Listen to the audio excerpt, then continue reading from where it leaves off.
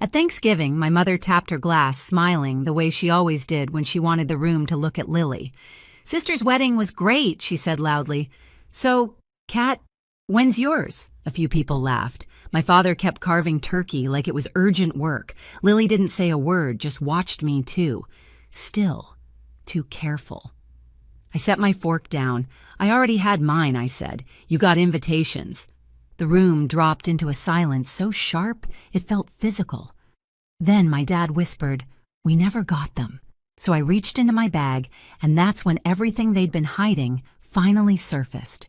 Growing up, I learned early that my family loved symmetry, perfect photos, perfect milestones, perfect stories to tell other people. And in every single one of those stories, Lily was the center. I wasn't bitter about it as a kid. I just assumed that was how families worked. One child shined, the other made room. By the time we were teenagers, the pattern wasn't a pattern anymore. It was a structure, a system. My mother curated Lily's life like it was a brand new showroom collection, dance classes, cheer tryouts, a whole gallery of awards hung in the hallway.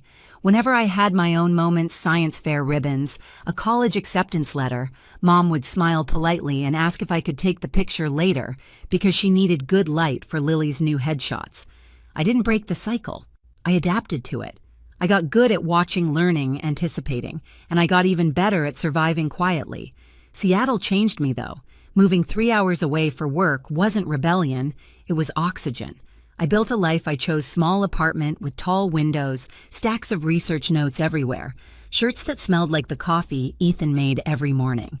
My job analyzing water and environmental data might not impress the people my mother wanted to impress, but it mattered. It made sense to me. And Ethan, he saw me in ways my own family never even attempted. He listened.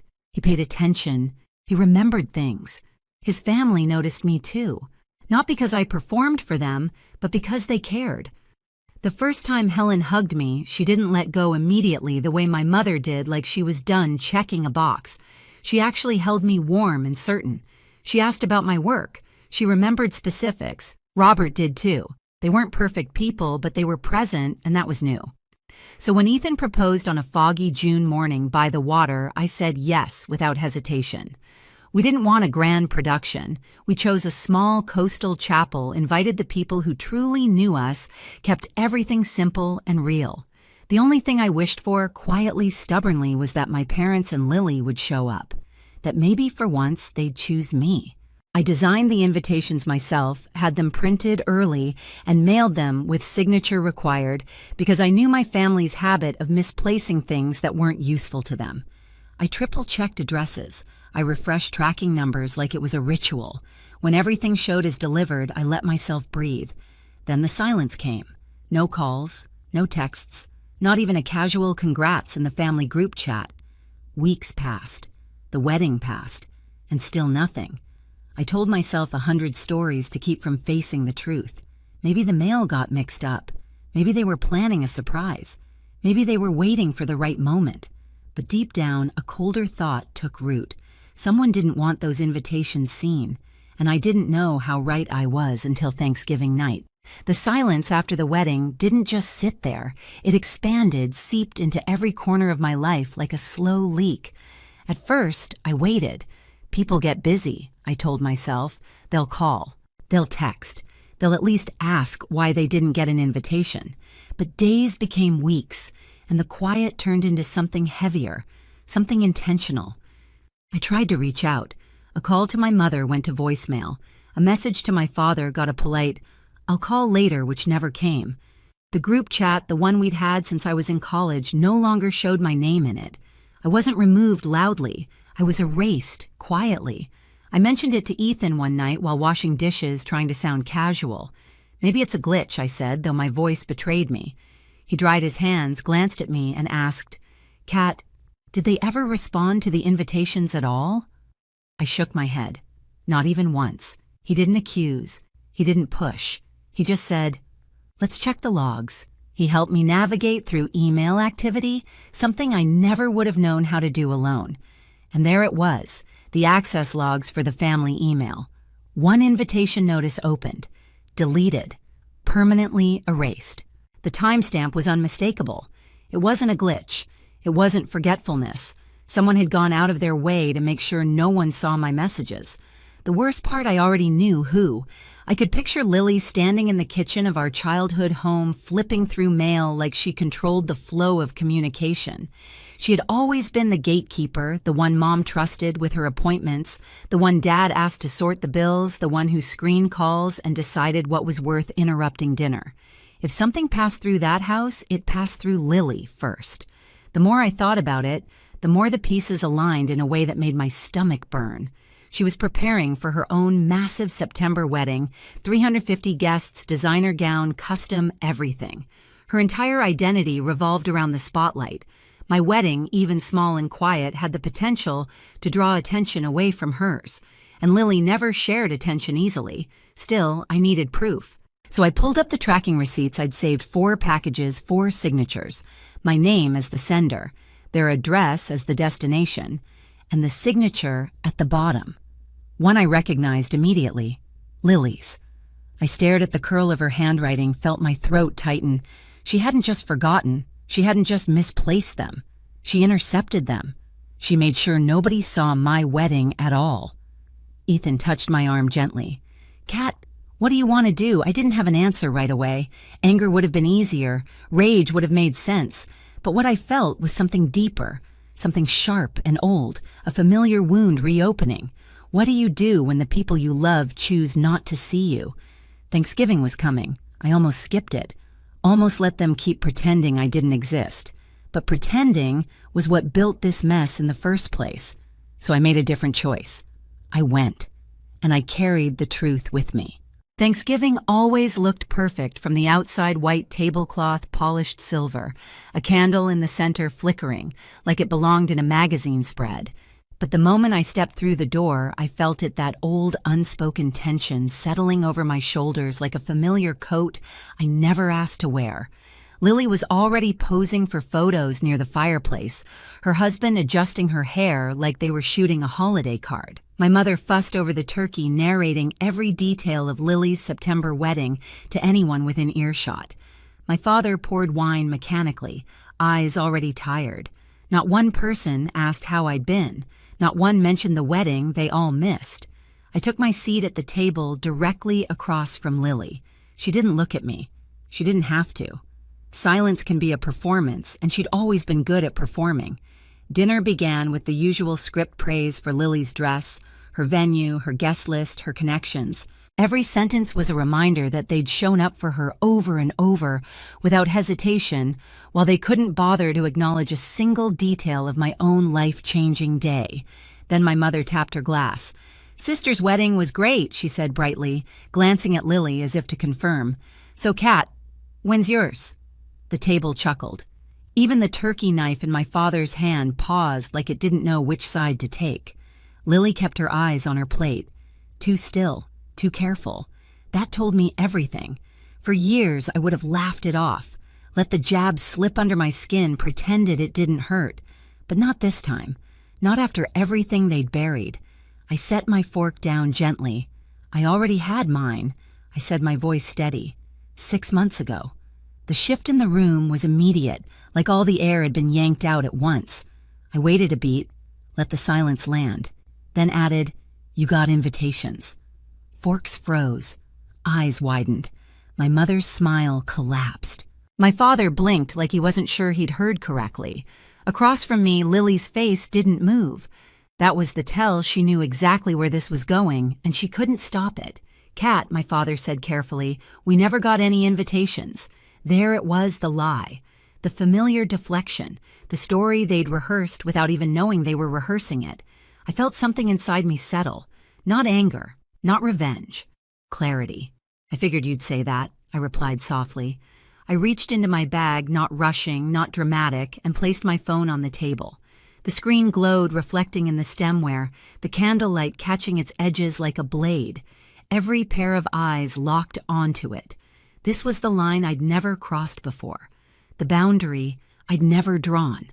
The moment I stopped allowing myself to be rewritten, and as I tapped the screen to open the receipts, the truth rose in my chest like a tide ready to break. The moment my thumb touched the screen, the room shifted. It wasn't loud. It wasn't chaotic. It was quiet, in the way storms get quiet right before they level a coastline. The receipts opened in a neat little list, 4 deliveries, 4 signatures, all marked received. I zoomed into the first one and rotated the phone so the entire table could see. The looping, confident signature at the bottom was unmistakable. Lily. My mother gasped softly, her hand flying to her mouth. My father leaned forward like he needed to see the truth up close or it wouldn't count. Ryan stiffened in his chair, his eyes darting from the screen to his wife like someone had suddenly spoken a language he didn't know she understood. Lily didn't move. Her face didn't even twitch. I could feel my pulse in my fingertips, but my voice came out calm too. Calm. These were delivered April 23rd, I said. All 4 invitations. Signed for by Lily. Dead silence again. But this time it wasn't surprise. It was exposure. Kat, my father whispered this. This must be a mistake. It's not, I said, swiping to the next screenshot. This is the tracking log from the Postal Service. Priority mail. Signature required. All confirmed, all delivered. I paused, then added quietly, and all intercepted. My mother shook her head. No. No, that makes no sense. Lily would never. Oh, stop, I said gently. Not harsh, just done. You keep saying what Lily wouldn't do, but you never look at what she actually does. That landed. My mother froze. Ryan finally spoke, his voice low. Lily, did you sign for these? Lily blinked. Not slow, not thoughtful, but mechanical, like she was trying to reboot her expression. I don't remember. Sometimes I grabbed the mail, but I didn't see any invitations. I stayed quiet. I'd learned a long time ago that silence is sometimes louder than any accusation. So I let it sit. My father, staring hard at Lily, now said, You didn't see 4 packages from your sister. Around the time you knew she was engaged. It's not my job to track everyone's mail. Lily snapped back, the first crack in her composure sharp enough to cut. It was the wrong move. My mother reached toward her. Sweetheart, no, I said, my voice still calm. Let her talk. She's been talking for years. Lily glared at me.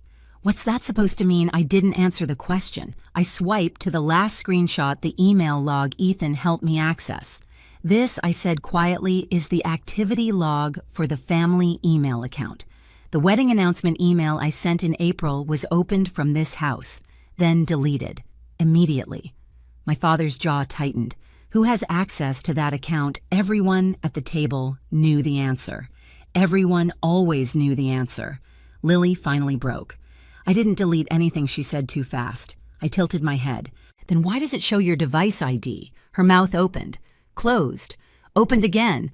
Maybe I clicked it by accident. I don't know, why are you attacking me? I'm not attacking you, I said. I'm showing you what you did. My mother exhaled harshly.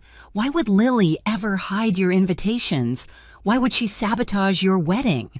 That's ridiculous. There it was, the sentence she'd been polishing my entire life. The defense she used for every bruise Lily ever left on me. Why, I repeated. Because my wedding happened in June. Hers was in September. I turned to Lily. Because you didn't want anyone talking about mine before yours. Lily flinched like I'd slapped her with the truth she'd been trying to outrun.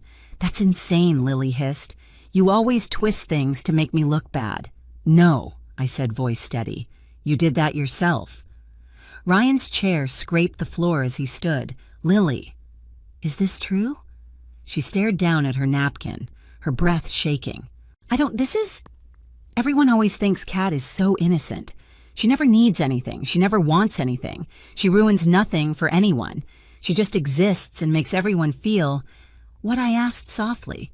Makes everyone feel what she shot to her feet. Feel guilty. Feel small. Feel like she doesn't even have to try, huh? There it was, the real confession.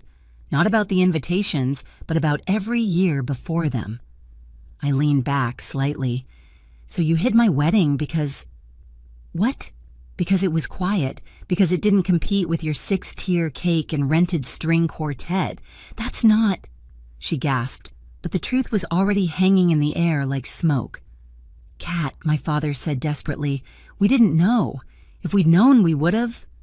You would have come, I finished for him after years of missing every milestone, after forgetting every birthday, after making sure Lily's needs always came first. He closed his eyes. My mother's face twisted. "You can't put all that on us. We did our best, no," I said. "You did your best for Lily.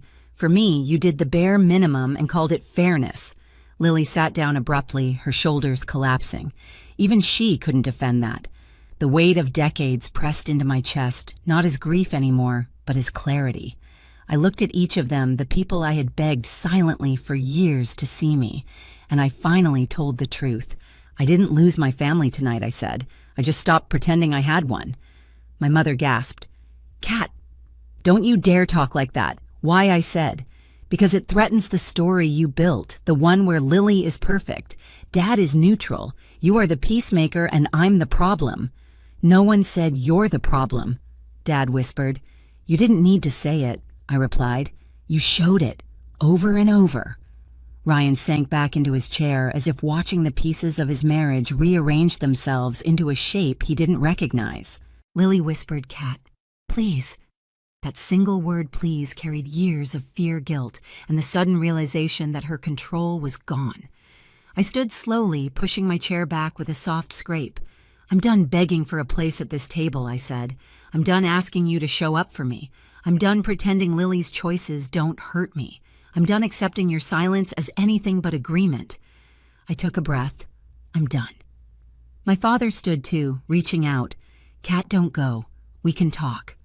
"We are talking," I said, for the first time, and for the last time under these terms. My mother's eyes brimmed. "We can fix this. You can't fix what you refuse to acknowledge," I replied, "and you refused for years." I picked up my coat, feeling lighter with every inch I pulled it over my shoulders. As I walked to the door, I heard Lily sob quietly. I heard my mother mutter my name like a plea. I heard my father say, "We should have checked. We should have asked." But their remorse wasn't my responsibility anymore. I opened the door, cold air rushing in, and paused just long enough to say, "You didn't miss my wedding. You chose not to see it." Then I stepped outside, letting the door close behind me, not loudly, not dramatically, just firmly, a clean final line drawn. And for the first time in my life, the silence that followed belonged to me. Ethan opened the door before I even reached it, like he'd been listening for my footsteps. One look at my face and he didn't ask what happened. He just wrapped his arms around me and held on until the shaking stopped. No questions, no judgment, just presence. Something my family had never mastered. The next morning, his parents invited us over for a simple breakfast. No ceremony, no pity, just warm food, real conversation, and the kind of attention that doesn't have to be earned. Helen squeezed my hand and said, "You're family here. Not because you married my son, because you matter." A week later, Lily sent a long email, therapy soft apologetic, admitting more than I expected. I read it. I didn't reply. My dad called every few days, small steps, careful steps. I let him try. Then he found one of my wedding invitations buried in a storage box in the garage, proof of everything I already knew. He mailed it to me quietly, without commentary. That was the closest he'd come to an apology that felt real. My mother never reached out, and for the first time, that absence didn't feel like a wound. It felt like an answer. I used to believe family was something you protected, no matter what it cost you. But standing in my own home now, Ethan cooking dinner laughter drifting in from friends who choose me every single day, I finally understood the truth. Family isn't who shares your blood. It's who shows up. It's who listens. It's who stays. And sometimes the bravest thing you can do is walk away from the people who never learned how to hold you. If any part of this felt familiar, tell me where you're watching from and share your story below. And don't forget to subscribe for the next one.